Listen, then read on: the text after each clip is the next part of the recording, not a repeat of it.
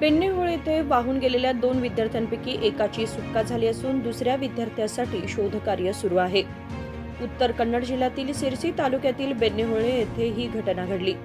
होसपेट येथील श्रीनिवास या विद्यार्थ्याची सुटका झाली आहे। विजयनगर जिल्ह्यातील हुविन हडगली येथील राहुल नाईक हा विद्यार्थी मात्र बेपत्ता आहे। सुट्टीच्या निमित्ताने 4 विद्यार्थ्यांचा गट बेन्नेहोळ येथे पर्यटनासाठी गेला होता। हे सर्व सिरसीच्या फॉरेस्ट कॉलेजचे विद्यार्थी होते।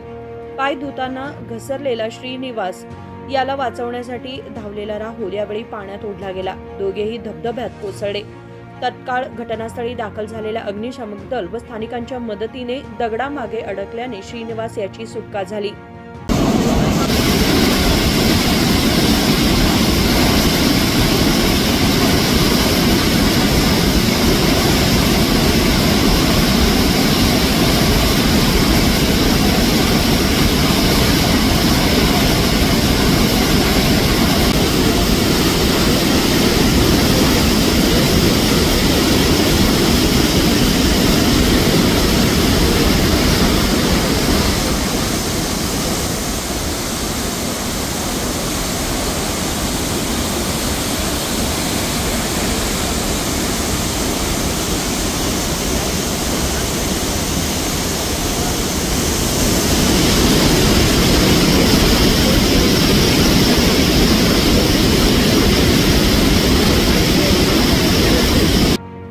राहुलच्या शोधासाठी पोलीस व अग्निशामक दलाचे पथक कार्यरत आहेत। सुटलेल्या विद्यार्थ्याच्या पाठीच्या कण्याला दुखापत झाल्याने त्याला हुबळीच्या किम्स रुग्णालयात हलवण्यात आले।